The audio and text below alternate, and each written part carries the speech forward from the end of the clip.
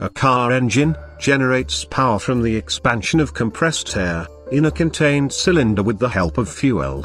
That is why it's called as an internal combustion engine.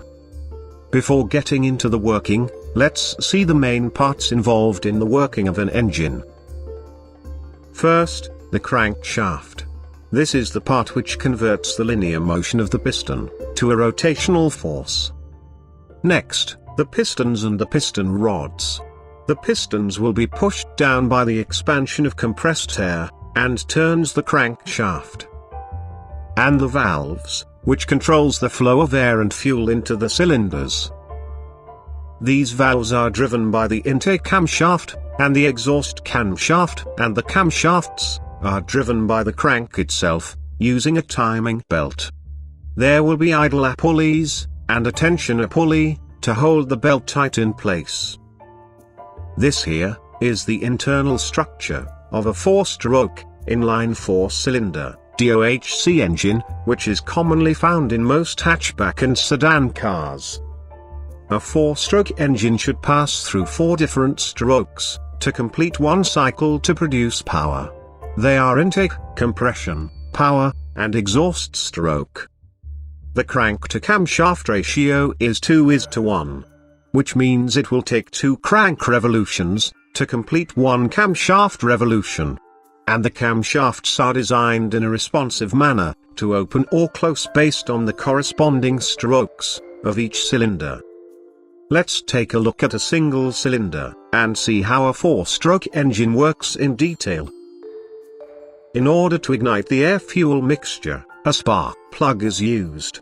This will ignite the compressed air-fuel mixture, with the help of an electrical spark. We will take it down by each stroke. The intake stroke.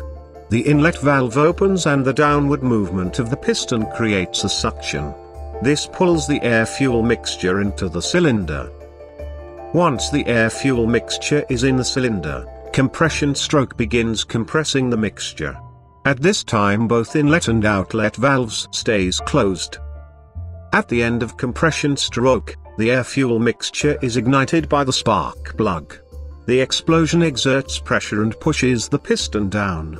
This is the power stroke which produces power to the crank. At the exhaust stroke, the outlet valves opens and the piston pushes out the burned gas. The cycle starts again from intake stroke, keeping the engine running and produces power. For a carburetor engine, the air and fuel are mixed inside the carburetor assembly, and fed to the cylinders. In the case of a fuel-injected engine, the fuel is injected into the intake manifold, or directly into the cylinders. Since only a power stroke produces power, you may wonder how the engine turns continuously. Well, the answer is in the crank itself. The flywheel and the crank counterweights provides momentum, which keeps the crankshaft from stopping immediately. For a 4-cylinder engine, considering any time instance, one cylinder is always in power stroke, which produces more power and less vibrations comparing to a single-cylinder engine. And that is how a car engine produces power in simple. Thanks for watching, and stay tuned for more presentations from Auto Tech Labs.